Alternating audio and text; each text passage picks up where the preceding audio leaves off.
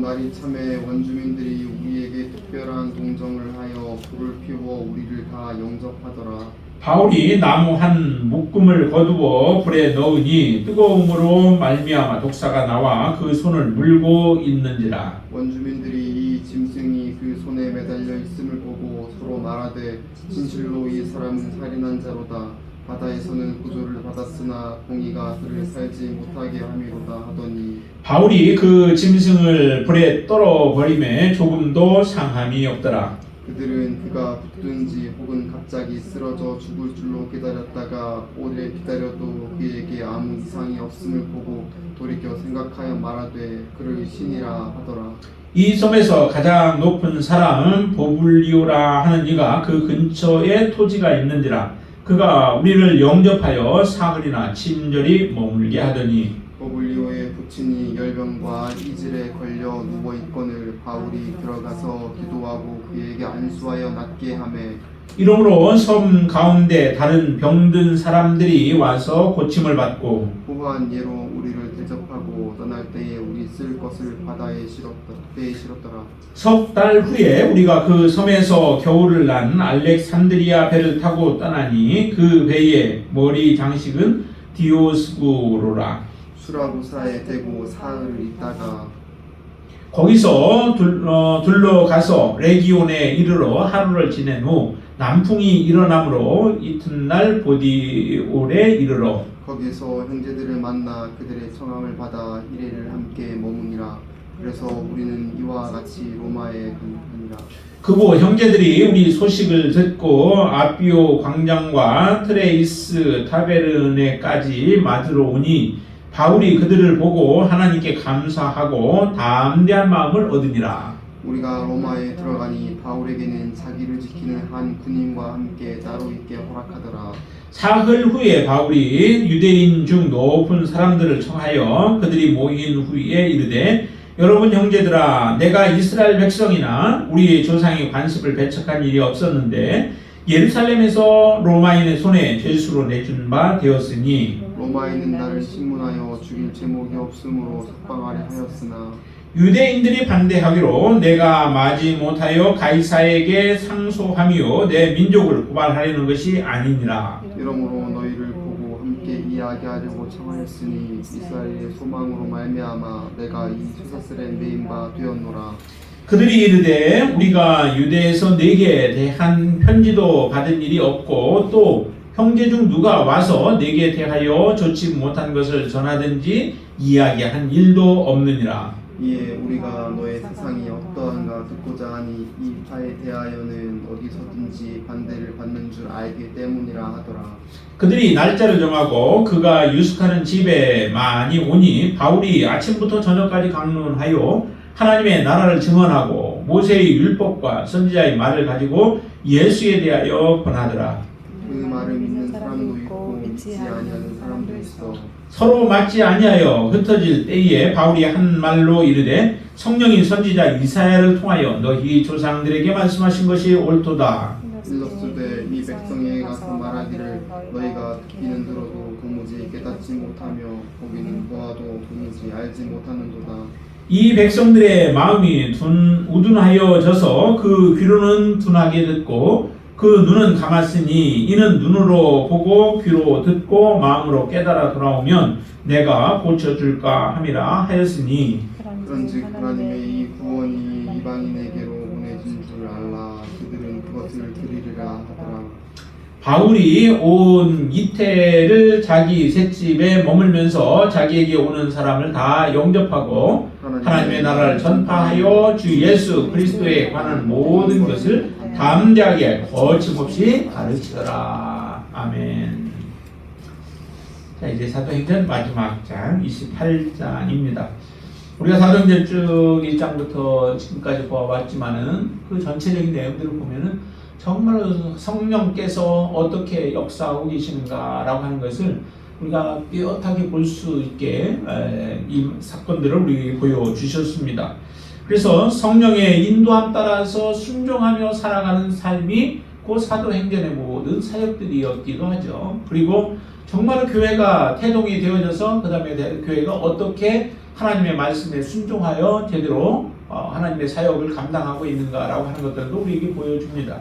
그러면서도 사도 바울의 그 생애를 쭉 보면은 정말 사도 바울이 모든 환경, 어떤 환경과 여건 속에서도 오직 하나님의 말씀 복음을 증거하는 그 일을 위하여서 저가 전력 질주하고 또 그 일을 위해서 모든 것을 다 투자하면서 살아가는 사도 바울의 모습을 보면서 우리에게 참 많은 도전을 주기도 합니다. 똑같이 우리가 예수 그리스도를 믿는데 우리가 믿는 건 예수 그리스도 아니겠습니까? 예수께서 우리를 구원하여 주시고 하나님의 자녀로 삼아 주셔서 우리가 그 예수를 따라가는데 어떤 사람은 온전하게 헌신한 사람이 있는가 하면은 어떤 사람은 정말로 뜨뜻미지근하게 우리가 신앙생활에 가고 있는 그런 모습들을 보여주죠. 정말 어떤 때는 생각해 보면은 그런 생각이 들어요. 정말 우리가 예배 드리는 것 하나조차도 제대로 하나님 앞에 온전하게 예배 드리지 못하는 경우가 참 많구나라고 하는 것. 우리가 하나님 앞에 드리는 예배를 얼마나 드릴 수 있겠어요? 우리 개인적으로 드려지는 예배를 빼고 공적으로 드려지는 예배를 친다면은 그리 많은 시간들은 사실은 아니죠.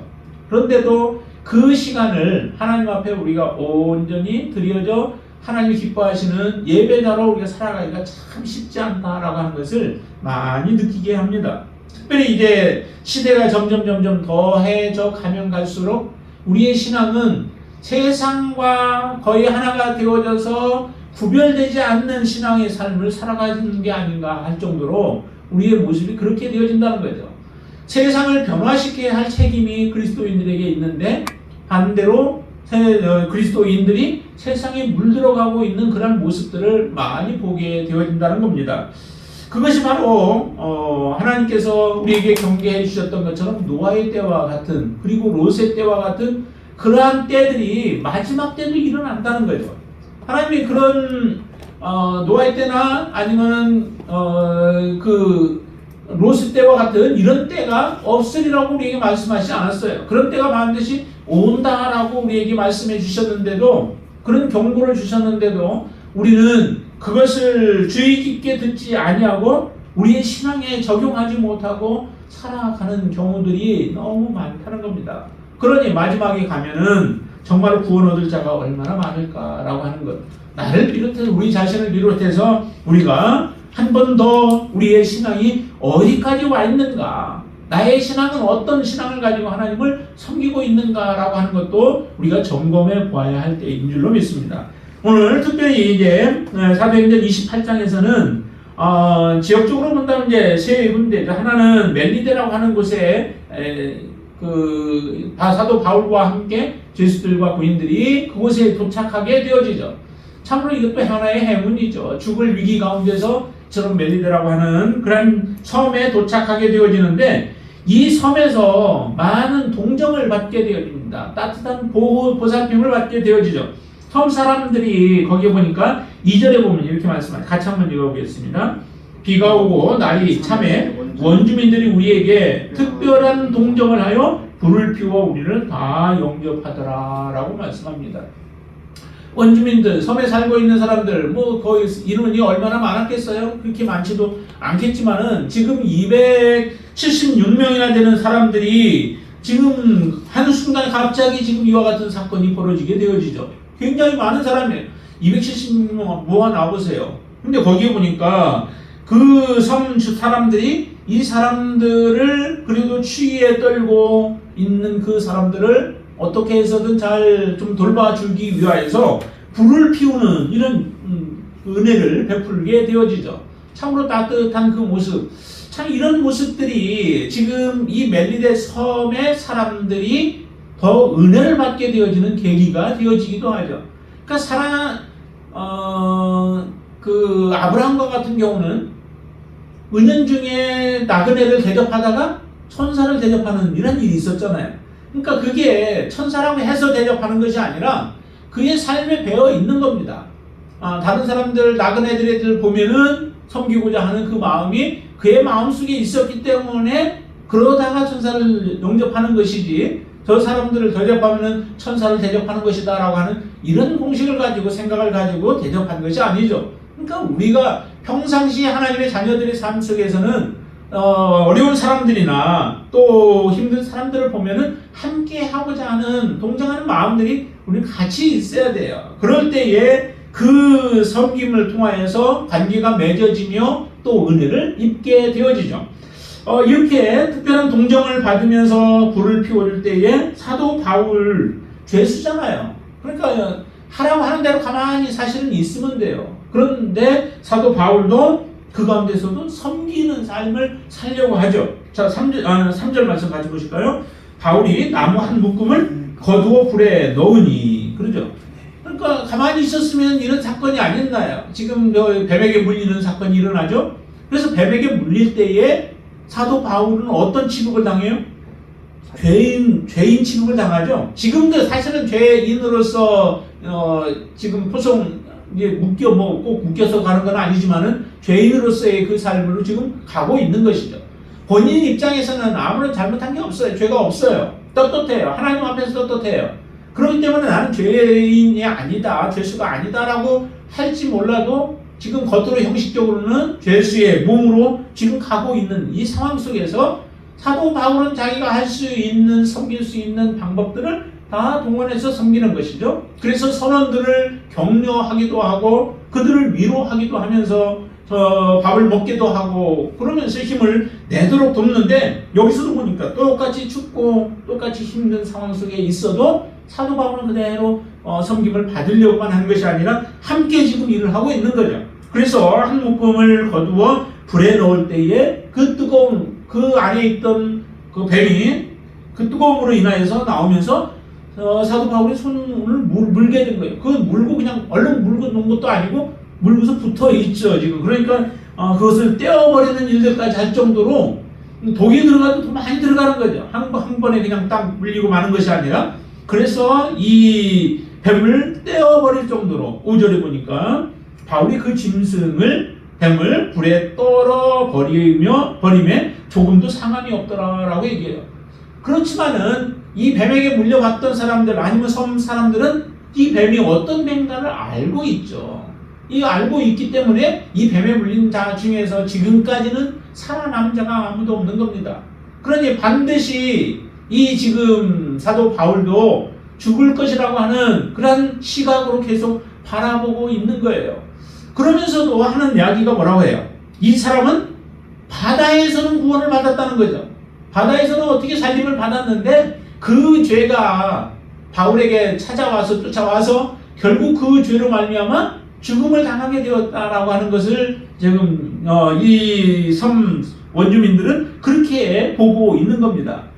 그런데 하나님의 놀라운 은혜는 그냥 거기에서 죽도록 하나님 그렇게 허락하시지 않았죠. 참 하나님은 놀라워요. 하나님의 일을 행할 때에 하나님께서는 그 사명을 다할 때까지는 사실은 붙들고 계시는 거죠. 우리 마가복음 한번 좀 보고 볼까요? 마가복음 16장을 보세요. 하나님의 역사는 그냥 일어나는 것이 아니라 특별히 하나님의 말씀을 붙들고 그 말씀대로 살아가는 자들에게 특별히 하나님의 역사가 더 일어나죠. 자, 15절부터 한번 볼까요? 15절부터 18절 말씀까지 같이 읽습니다. 또 이르시되 너희는 온 천하에 다니며 만민에게 복음을 전파하라. 믿고 침례를 받는 사람은 구원을 얻을 것이요 믿지 않는 사람은 정죄를 받으리라. 믿는 자에게는 이런 표적이 따르리니 곧 그들이 내 이름으로 귀신을 쫓아내며 새 방언을 말하며 뱀을 집어 올리며 무슨 독을 마실지라도 해를 받지 아니하며 병든 사람에게 손을 얹은즉 나으리라 하시더라 라고 이렇게 말씀하시죠. 자, 우리가 보통 볼 때 이제 17절과 18절 말씀을 많이 좋아하죠. 믿는 자들에게는 이런 표적이 따를 것이다. 그래서 귀신도 쫓아내고 축사도 하고 그리고 새 방언을 말하면서 다른 사람들이 알아듣지 못하는 말을 하며 하나님과 교제하고 그리고 뱀을 집어 올리지만은 뱀에게 해를 당하지도 아니하고 독을 마셨는데도 그것을 인하여 죽지 아니하고 그리고 누구에게 얹으면 손을 얹으면 병들이 낫는 이런 역사가 내게도 일어나게 해달라고 우리가 그렇게 많이 기도도 하고 또 이 말씀을 사모합니다. 그렇지만 그 전제로 15절의 말씀을 우리에게 먼저 주시죠. 또 너희는 이르시되 너희는 온 천하에 다니며 만민에게 복음을 전파하라는 거예요.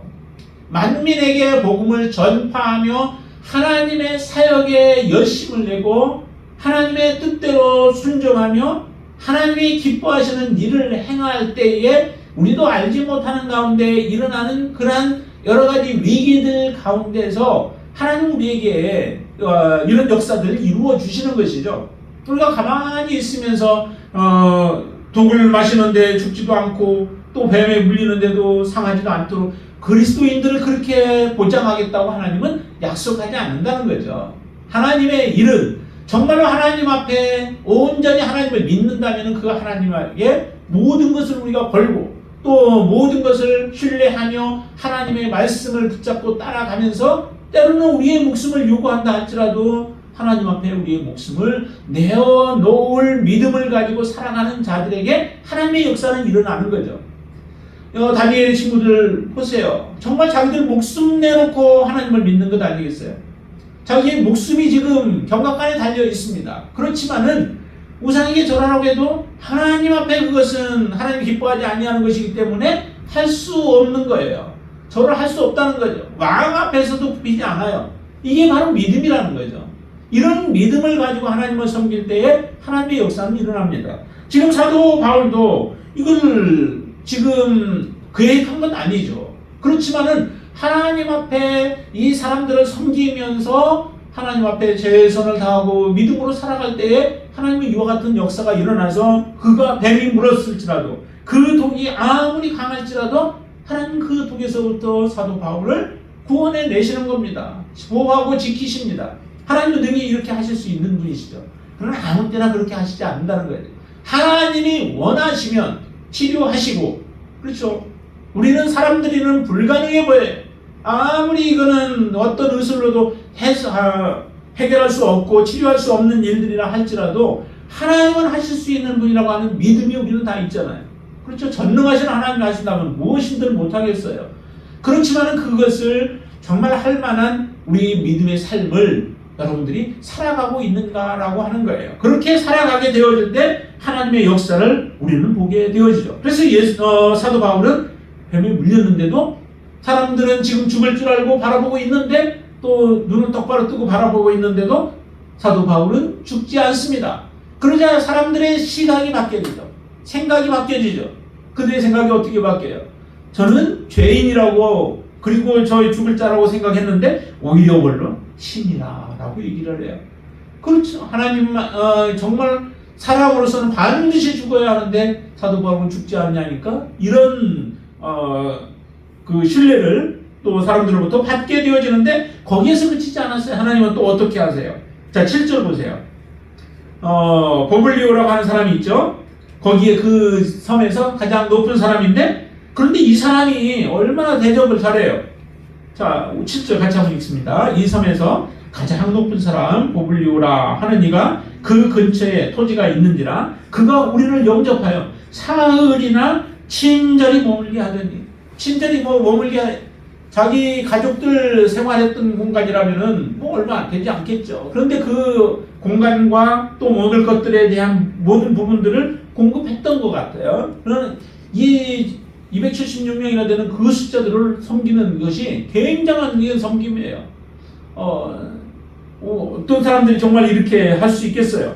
그렇게 섬겼는데 또 섬겼는데도 불구하고 어떤 일이 발생하냐면 8절 보니까 그 부친이 열병과 이질에 걸려서 누워버리는 이런 사건이 벌어진 거예요.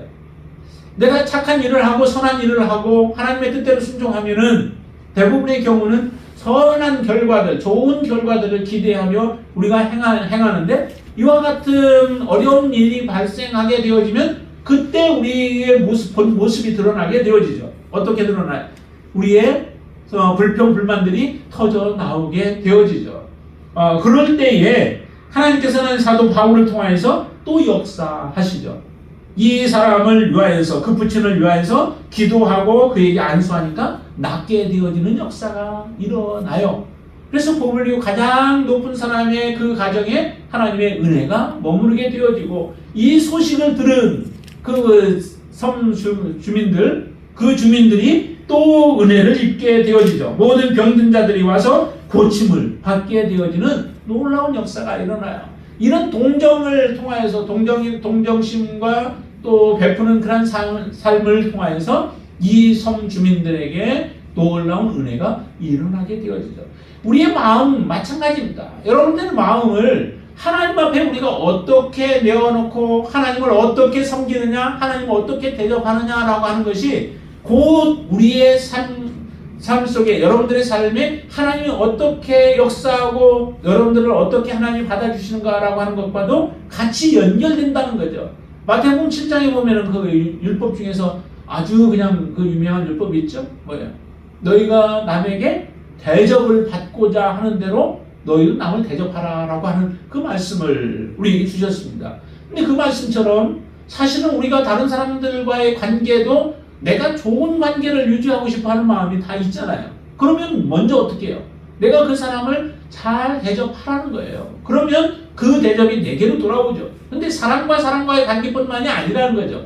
그 관계는 곧 하나님과 우리와의 관계 속에서도 동일하게 일어납니다. 여러분들이 하나님을 어떻게 대접하는가, 그 대접하는 것이 곧 우리가 하나님을 어떻게 섬기고 있는가라고 하는 것과 연결되어지죠. 바리새인들과 서기관들과 같은 사람들은 어때요? 하나님을 대접하는데 하나님을 사랑한다라고 입술에 고백은 해요. 그들의 겉모습으로는 하나님을 잘 섬기는 것과 같은 모습들이 있어요. 그런데 실제적으로 그 속에는 하나님을 대접하지 않죠. 하나님이 예수 그리스도를 이 땅에 우리를 위해서 구원을 위해서 보내주셨는데도 그 예수 그리스도를 바라보지 못해요. 그 예수님을 영접하지 못하죠. 예수님의 말씀을 듣지 않습니다. 이게 곧 하나님을 대접하지 않는 거예요. 그러자 그들의 삶 속에 하나님은 약속을 주실 수 없는 것이죠. 여러분들은 정말 하나님을 잘 대접하시나요? 예수 그리스도를 정말로 주님이 기뻐하시는 모습으로 주님을 대접하고 계신가요? 그렇게 대접하시게 되길 바랍니다. 그것이 곧 하나님이 우리를 대접해 주기를 바라는 그 마음으로 우리가 섬기는 거예요. 그래서 말씀하셨잖아요. 예수님께서도 우리가 예수 그리스도를 부인하면 예수님도 우리를 부인하시겠다는 거예요. 어느 때? 천사들과 함께 올 때에 우리를 부끄러워한다는 거죠. 내가 예수 그리스도를 기뻐하고 예수 그리스도를 정말로 영광스럽게 생각하고 그 이름을 드러내는 것을 우리가 기뻐하게 되어지면 주님도 우리의 이름을 드러내는 것, 우리를 인정하는 것, 우리를 받아주는 것을 기뻐하신다는 겁니다. 정말 이 모든 것들이 그 말씀과 직접적으로 연결되어지죠. 근데 이 섬 사람들이 사도 바울의 그 일행들을 잘 대접함으로 인하여서 이 메리델 섬이 정말 거의가 구원을 받는 그런 역사들이 일어나게 되죠. 이처럼 고침을 받고 그리고 그 사도 바울의 말씀대로 순종함으로 자 10절 말씀 보면 이렇게 말씀합니다. 구한 예로 우리를 대접하고 떠날 때에 우리 쓸 것을 배에 실었더라라고 하는 이 주고받는 놀라운 은혜들을 하나님이 허락해 주십니다. 이러면서 복음이 들어가는 거죠. 고친 가운데서 복음이 들어가고 그가 섬기는 가운데서 살아남으로 인하여 해를 받지 아니함으로 인하여 복음이 그들 가운데 들어가게 되어집니다. 사도 바울의 그 예수 그리스도가 곧 그들의 삶에 예수 그리스도가 되어지는 그런 역사들이 일어나게 되어져요. 자, 그리고 사도 바울이 또 보디올에 이르게 되어지죠. 근데 보디올에 이르렀을 때 그 지역에 갔을 때에 사도 바울이 또 위로함을 받게 되어지는 역사가 일어나요. 14절과 15절을 같이 읽습니다. 거기서 형제들을 만나 그들의 청함을 받아 이래를 함께 머무니라. 그래서 우리는 이와 같이 로마로 가니라. 그곳 형제들이 우리 소식을 듣고 아비오 광장과 트레이스 타베르네까지 맞으러 오니 바울이 그들을 보고 하나님께 감사하고 담대한 마음을 얻으니라. 이제 로마에 가서 그곳에서 사람들이 지금 사도 바울을 아는 사람들이 별로 없죠. 그런데도 그 가운데 형제들을 보내서 사도 바울을 맞이함으로 인하여 사도 바울의 마음을 정말 뜨겁게 하고 또 하나님 앞에 감사하게 하고 그리고 그의 마음을 담대하게 해주는 거예요. 죄수로 재판을 받아야 하는 그런 상황이 앞으로 펼쳐질 것을 생각하면서 가는 사도 바울의 마음은 얼마나 힘들겠어요. 그렇죠? 죄는 없다 할지라도 사람들이 판결하는 일들이기 때문에 그 일이 어떻게 나올지 모르죠. 예수님도 죄가 없는 분이셨습니다. 그런데 예수님은 결과가 어떻게 나와요? 예수님은 십자가에 못 받게 되어지는 일이 일어나잖아요. 그러다 보니까 사도 바울도 모든 부분에는 정정당당하고 깨끗하고 하나님 앞에 흠이 없지만은 사람들의 결정에 따라서 모든 일들이 일어나기 때문에 그의 마음은 사실은 무거운 마음들이 있죠. 더군다나 이제 그의 마음속에 어떻게 해요? 나는 로마에서 이제 죽게 되어질 것에 대한 그런 마음을 가지고 지금 가고 있잖아요. 죽을 결심을 하고 가지만은 그의 마음에 힘든 부분들이 있었던 것을 하나님은 이 보디올의 사람들, 그 형제들을 통하여서 사도 바울의 마음을 위로해 주죠. 사도 바울은 이처럼 죄수로 끌려가면서도 심판을 상소해서 판결을 받으러 가는 과정 속에서도 늘 복음에 대한 열정이 끊이지 않았던 거예요. 정말 이런 모습들이 우리들에게는 큰 노점이죠. 우리의 마음속에 무엇이 가득하고 있는가? 우리가 무엇을 소망하며 살아가고 있는가? 내가 어떤 사람이 되기를 우리는 소망하면서 이 땅의 믿음의 삶을 살아가고 있는가라고 하는 것을 우리는 다시 한번 새겨보셔야만 한다는 거죠. 자, 이렇게 해서 위로를 받고 담대한 마음을 가지고 로마에 이제 가게 되어지죠. 로마에 갔을 때에 하나님께서는 또 은혜를 베풀어 주세요. 어떤 은혜를 베풀어요? 자, 16절 한번 먼저 볼까요? 16절 같이 읽습니다. 우리가 로마에 들어가니 바울에게는 자기를 지키는 한 군인과 함께 따로 있게 허락하더라. 그러죠? 지금도 죄수의 신분이죠. 그런데 특별한 은혜를 주시죠. 한 군인과 함께 이제 바울의 일거수일투족을 감시하고 지키도록 하는 그런 역할이었겠죠. 그렇지만은 많은 자유가 주어진 거예요. 어느 감옥에 꼭 갇혀 있는 그 삶이 아니라 그에게는 자유함이 많이 있습니다. 그래서 사람들을 만날 수 있는 그런 기회들을 하나님께서 이런 은총을 베풀어 주셔요. 그래서 17절에 보면은 사울을 위해서 바울이 유대인 중 높은 사람들을 청해서 그들에게 하나님의 말씀을 전하는 그런 기회를 갖게 되어지잖아요. 이런 기회가 하나님이 섭리하지 아니하시면 일어날 수 없는 거죠. 그러니까 우리의 인생 가운데, 여러분들의 인생 속에서도 모든 일들이 사실은 하나님의 섭리 속에서 이루어지고 있다라고 하는 것에 대해서 우리가 철저히 여러분들이 받아들이고 신뢰할 수 있게 되길 바랍니다. 누구를 만나서 우리가 살아가는 것도 마찬가지예요. 그러나 그 관계를 내가 어떻게 그것을 만들어 갈 것인가, 그것을 어떻게 수용하고 내가 인식하며 그 모임과 만남과 이런 것들을 우리가 만들어 갈 것인가라고 하는 것은 그건 이제 지혜가 있으면은 우리가 잘 해나갈 수 있는 거죠. 근데 많은 만남들을 주셨는데도 지혜가 없으면 믿음으로 그 모든 것을 받아들이지 않으면 항상 불평불만하면서 그 시간들을 보내게 되어지는 어리석은 삶을 살게 되어지죠. 여러분들에게 모든 시간이, 또 직장 생활하는 사람은 직장이 여러분들에게 주어진 하나님의 기회들인 줄로 믿습니다. 여러분들에게 주어진 그 기회들을 하나님의 영광을 위하여서, 하나님이 기뻐하시는 일을 위해서 내가 어떻게 섬길 것인가 라고 하는 것을 놓고 기도하면서 여러분들이 살아가신다면은 사도 바울과 같은 모습으로 여러분들의 삶을 하나님은 귀하게 사용하여 주셔서 영광을 드러내게 해 주실 줄로 믿습니다. 심판하고 또 판결을 받아야 하는 그 기간 동안에 여기 보니까 한 2년 정도가 지금 그 시간이 주어지는 것 같아요. 30절 말씀 한번 보실까요?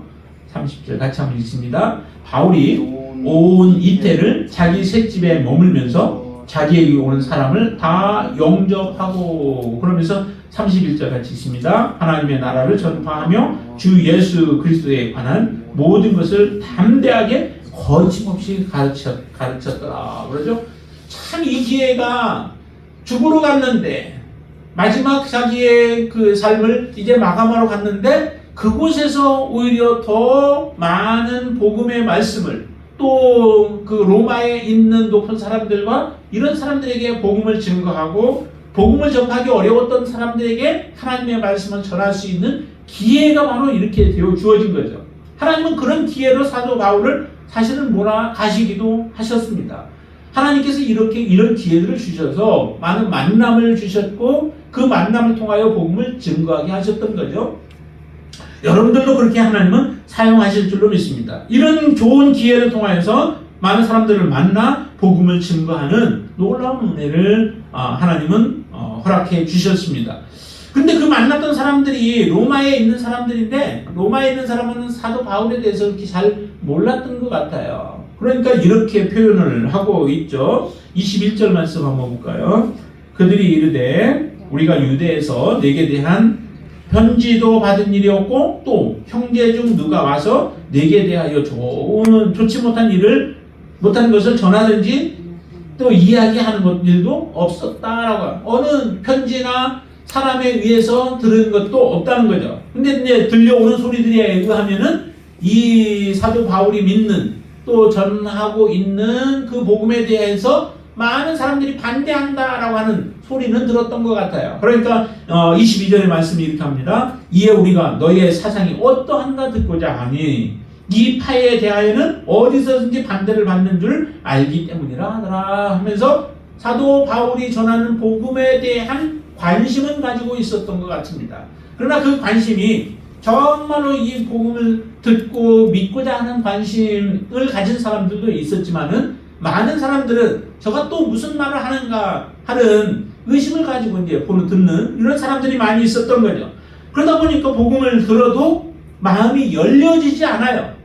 마음을 열어놓고 정말 내가 잘못됐으면 내 거를 버리고 믿겠다라고 하는 그런 자세를 가지고 들어야 그 말씀이 들려오고 또 그 말씀에 의해서 우리가 도전을 받고 또 우리 죄들을 내어놓고 회개하게 되어지는데 그렇지 못하니까 들어도 깨닫지를 못하죠. 하나님의 말씀이 그대로 응하였다라고 하는 말씀을 사도 바울이 자기가 복음을 증거하는데도 듣지 않는 자들에게 사도 바울은 그렇게 이제 외치는 것이죠. 왜냐하면은 사도 바울이 얼마나 열정해. 그리고 마지막 자기의 모든 혼을 다 담아서 이곳에서 지금 전하고 있을 거예요. 근데 어떻게 전했는지 보세요. 23절 같이 한번 읽습니다. 그들이 날짜를 정하고 그가 유숙하는 집에 많이 오니 바울이 아침부터 저녁까지 강론하여 하나님의 나라를 증언하고 모세 율법과 선지자의 말을 가지고 예수에 대하여 권하더라 그러죠. 아침부터 저녁까지 강론하는 거예요. 그러니까 그 말씀을 하루 종일 들으면은 정말 예수가 누구인가, 그분이 왜 오셨는가, 그분이 어떤 일들을 하셨는가, 그리고 그분이 사도 바울의 인생을 어떻게 역사하고 그가 지금까지 어떻게 살아왔는가라고 하는 이 모든 것들을 사실은 다 사도 바울이 전함으로 인해서 웬만한 그 관심과 호심을 가지고 온 사람들이라면은 다 마음이 깨어질 수 있을 거예요. 그런데도 깨어지지 않는 사람들이 있죠. 믿는 사람도 있고 믿지 않는 사람도 있었다라고 하는 모습을 볼 때에 정말 하나님의 말씀, 그 말씀 그대로 이루어지는 것 같아요. 그래서 이렇게 얘기합니다. 이 백성들의 마음이 우둔하여져서 그 귀로는 둔하게 듣고 그 눈은 감았다라고 말하죠. 그러니까 눈으로 보고 귀로 듣고 마음으로 깨달아 돌아오면 내가 고쳐줄까 함이라 해서 그들의 마음이 우둔하여서 계속 하나님의 말씀, 복음에 대해서 그들은 마음을 닫아버리는 이런 일들을 행하고 있다라고 하는 것을 그들에게 책망을 합니다. 이 유대인들로 인하여서 결국 복음은 어디로 가요? 그러니까 그것은 이방인들에게 돌아오게 되어지는, 우리에게 놀라운 은총을 하나님 그래서 베풀어 주신 것이죠. 이렇게 복음을 거부함으로 인하여서 그들에게는 하나님의 말씀이, 거부하는 자들에게는 하나님의 은혜를 베풀지 않습니다. 하나님은 거저 우리에게 주시지만은 하나님의 복음은 사모하는 자들, 그 복음을 사랑하는 자들, 또 그 복음을 귀하게 여기는 자들에게 복음은 정말 복음이 되어지는 거죠. 여러분들의 인생 가운데서도 정말 이 복음만큼은 어떤 것에 의해서도 우리가 놓지 않고 또 믿음으로 살아갈 수 있는 여러분들이 되시기를 바랍니다. 그리고 사도 바울과 같은 열정과 또 그 심정을 여러분들이 가지고 살아가실 수 있게 되길 바랍니다. 사도행전은 여기에서 끝나죠. 사도행전은 이제 사도행전 28장에서 끝나지만은 여러분들이 또 하나의 그 사도 바울이 되어져서 여러분들의 처한 위치, 환경 그 속에서 바로 이 복음의 말씀을 들고 계속적으로 증거하여 주님이 오시는 그날까지 우리도 복음의 증인이 되어지고 또 성령에 따라 성령님의 인도함을 따라서 온전히 순종하며 우리도 거침없이 담대하게 복음을 증거하는 예수 그리스도의 온전한 증인이 되어지기를 주님의 이름으로 축원을 드립니다. 기도하겠습니다. 주님 감사합니다. 정말 성령께서 역사하심으로 말미암아 죽을 자들이 살아나고 완악한 자들이 깨어지는 역사가 일어나고 하나님을 알지 못하고 대적했던 자들이 돌아오는 역사들이 일어났습니다. 하나님, 우리가 그렇게 하나님 앞에 돌아왔사오니 우리를 통하여서 또한 복음이 증거되어지게 하시고 죽을 자들 그 영혼들이 구원받는 역사들이 일어나도록 인도하여 주시옵소서.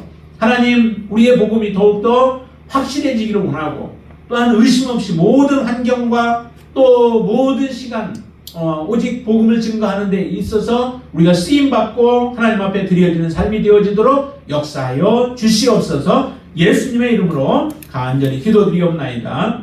아멘.